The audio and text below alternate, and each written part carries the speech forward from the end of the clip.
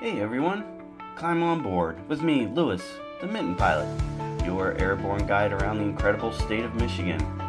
From the air, we'll get a unique perspective of our amazing state you just can't get from the ground. We'll visit amazing places, see beautiful scenery, meet the most interesting people, and of course, we'll have fun flying.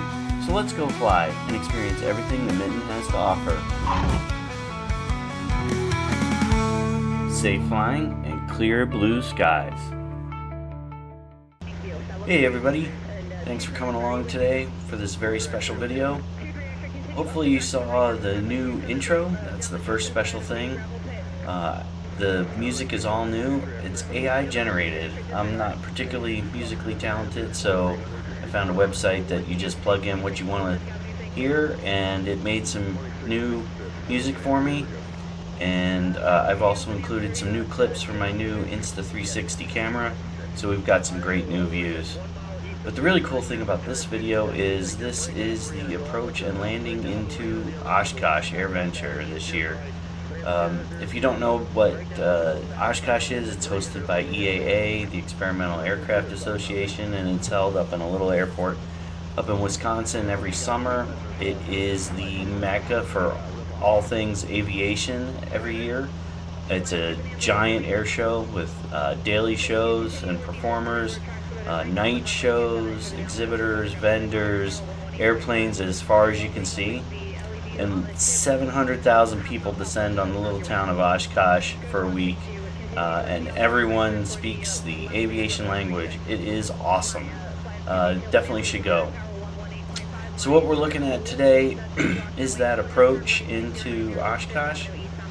You can see here on my map, you've got some planes. They're numbered there. They're approaching from the west, heading towards Fisk, and eventually into Oshkosh. 2.5 miles southwest of Fisk, rock your wings. Great rock, thank you. And continue northeast along the railroad tracks for the right downwind runway 27. Keep your downwind just inside the gravel pit.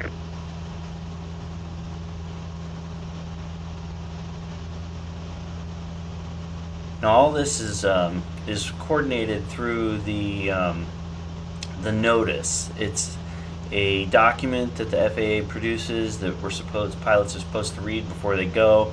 You can see me flipping through here very quickly. You can take a look at how this sort of works. And what you do is all the pilots aim for a spot that FAA tells you to go to.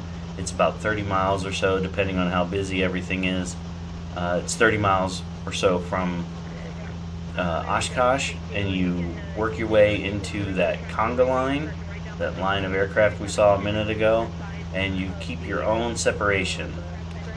And then it gets so incredibly busy that air traffic control will talk to the pilots, but the pilots don't respond.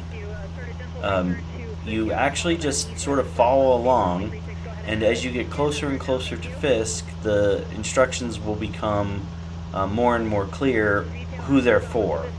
And what the air traffic control folks do is they actually have a spot on the ground about a half a mile or so from Fisk. They watch the planes coming in with binoculars, and as you get over Fisk, they will tell you to rock your wings. So they'll call you out, high wing over Fisk, rock your wings, and you rock your wings, and then they tell you to which way to go from Fisk, the little town of Fisk, to get to the runway that they want you to land on. It's actually kind of crazy. There are 3 runways.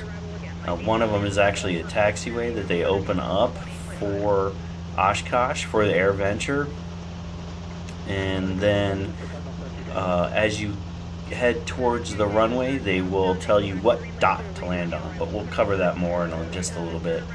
So what we'll do is we'll just watch me flying along here at 1,800 feet and 90 knots. That's the prescribed altitude and speed that they want you to fly at. If you can't make that speed, they want you to kind of pull yourself over to the side a little bit and work your way in. There's specific instructions for that in the notice. And if you're a bigger, faster airplane, they want you to fly a few hundred feet higher and at 135 knots. We'll actually see here in a couple of minutes, so there's some planes that go whooshing by me.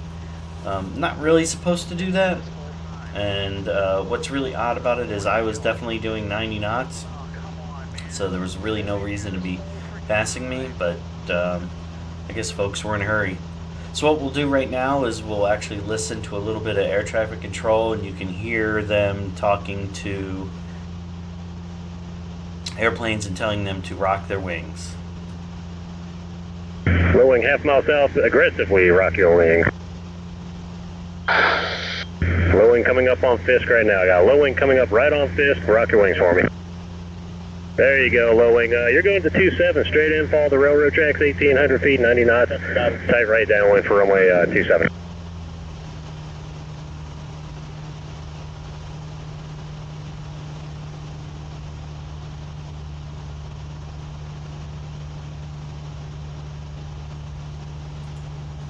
Alright, so if you pay attention to the right hand side, you'll see an airplane suddenly show up.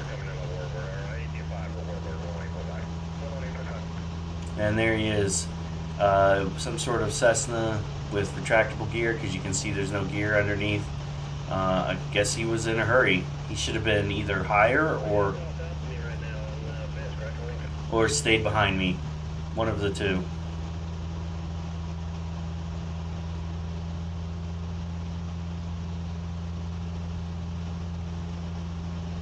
I got a low wing aircraft just coming up on Fisk over the railroad tracks. Rock your wings.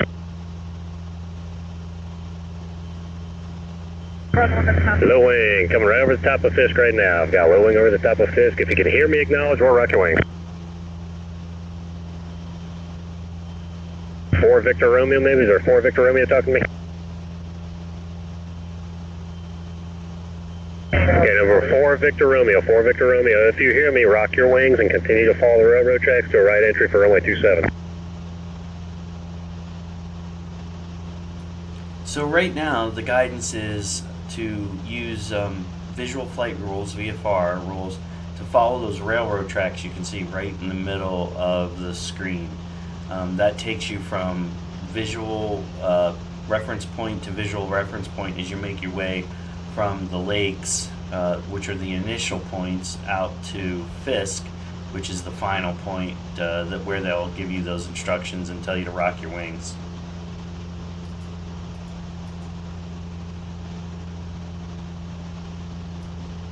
Now technically this wasn't really my first time flying this Arrival. Actually I used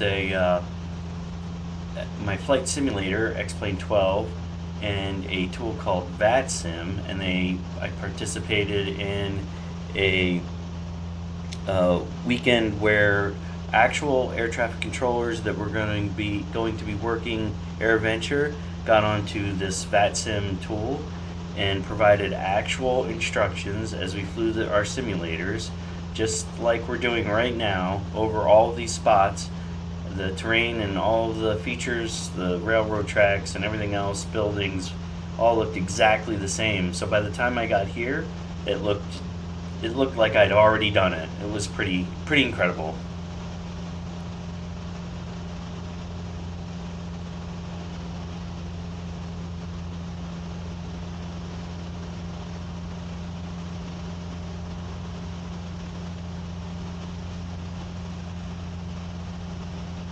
High wing flight, you can switch over to 126.6 now if you want.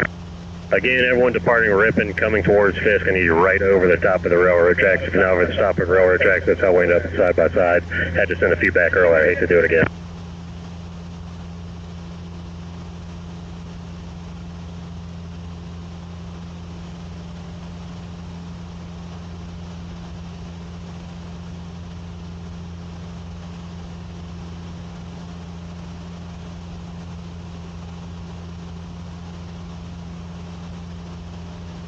Everyone inbound to Oshkosh, procedure starts at Green Lake today. We're landing 27 and 36. 1,800 feet, 90 knots, and as you depart Ripon, I really need you right over the top of the railroad tracks. If you can't do 1,890, go up to 2,300 and do 135 knots. And if 90 is too fast, just offset yourself a little bit to the south or the north, either way, watch for the traffic around you. We'll work out as you get up there.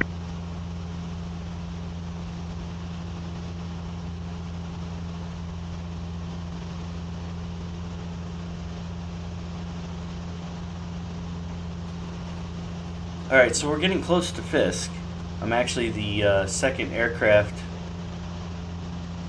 from Fisk, and you're going to hear in a second him describing a aircraft with a center light, and then ask him to rock his wings. High wing about 3/4 miles south of Fisk with the nose light, rock your wings. It's a good rock. Continue to follow the railroad tracks north. You're going to go to runway 27. It'll be a right downwind entry to runway 27 inside the gravel pit. Tower frequency for you is 118.5. You can monitor them now. It's really important that you have kind of an idea in your mind of what the air traffic control may describe, how they may describe your airplane. So in my particular case, I know I'm a white plane with blue trim, or blue second color, and my light is on the left hand side, and you can hear him describe that in just a second. High wing left side light, half mile south of Fisk, rock your wings. Good rock. You got runway preference? Negative. Runway 27 it is. Continue to follow the railroad tracks northbound. 1,800 feet, 90 knots. You're following Cessna traffic ahead. Monitor tower 118.5 as we enter the tight right downwind for runway 27. Okay, so that was me. I was the high wing airplane with the light on the left, and he asked me what runway I preferred, and I said I didn't really care. I said negative, and he sent me to runway 27, which is the runway that will run east-west. So I have to head toward, follow the railroad tracks up towards the airport, and make my turn right before or at the gravel pit. Stay inside the gravel pit is what they tell you, and we'll see that here in a second. And then you come around and make your landing on the dots. And so what those dots are is because the airport gets so incredibly busy, 10,000 airplanes in just a week. It becomes the most busy airport in the world for 7 days. They're able to fit that many planes into the airport by having you land on the dot.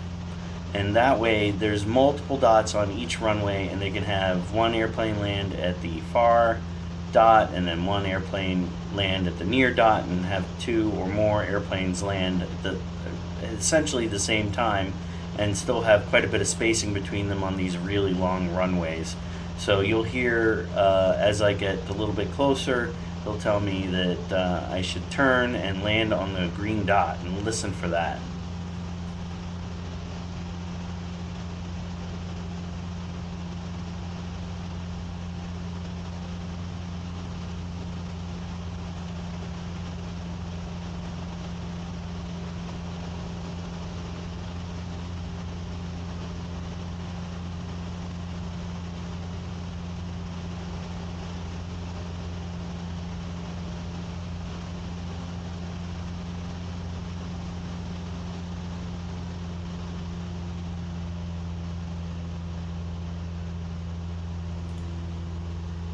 From this view, it's kind of hard to see, but there's the gravel pit at the bottom center of the screen, and maybe we'll see it a little bit better as I get a little bit closer and turn towards the runway, which is off to the right. Since my camera only points straight ahead, you can't really see the runway, but boy, you get a good look at the gravel pit. So I'll be turning right here, aiming towards the airport in just a second. Cessna, nice job out there. Appreciate the help. Runway 27, clear to land, green dot, turn base, beam the numbers. While aircraft down with the railroad tracks, make sure you maintain 1,800 feet until you start that downwind turn. Once you turn down, keep the gravel pits off your left side. Turning base at the numbers, landing on the green dot.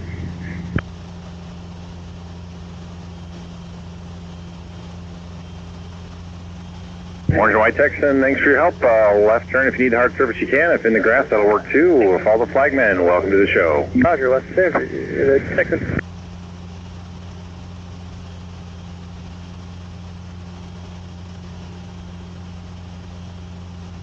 That's in the base. Keep that turn coming. Looks good all the way down to the green dot. Runway 27, clear to land. Keep your turn coming. Keep it coming all the way. One turn around all the way to runway 27, green dot, clear to land. If that's over the gravel pit, start your descent. Cessna, I need that turn on the base. I need that turn harder. Come bring it around 27, green dot, all the way down to the green dot. Stay in the air, all the way down to the green dot, clear to land. Wind is 310 at 6. Cessna, midfield downwind. Turn base to beam the numbers on the green dot, runway 27, clear to land.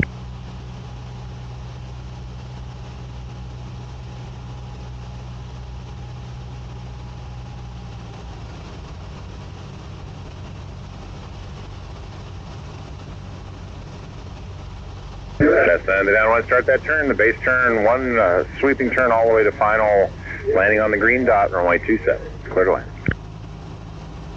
Okay, that was for me. He said turn base at the numbers and aim for the green dot. So here we go. Oshkosh Tower, citation 800 Romeo Sierra, RNAV 27. Citation. 42 mile final, 800 Romeo Sierra. Big Cessna, on the left turn into the grass, follow the flagman, welcome to Oshkosh.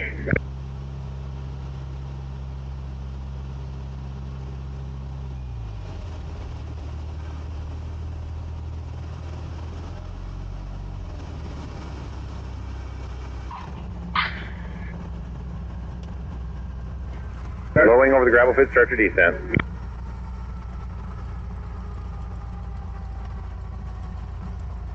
White Cessna, left turn into the grass, follow the flagman, welcome to Oshkosh. Okay, welcome to Oshkosh. There you are. Turning left into the grass, and I'm going to follow the flagman down to my parking spot where I parked my airplane and put my tent underneath it and camped for a week and had an absolutely amazing time. Alright, I hope you enjoyed that video. If you did, click that like button and make sure that you subscribe so that you can follow along with all of my Mitten pilot adventures. Thanks for watching. See ya!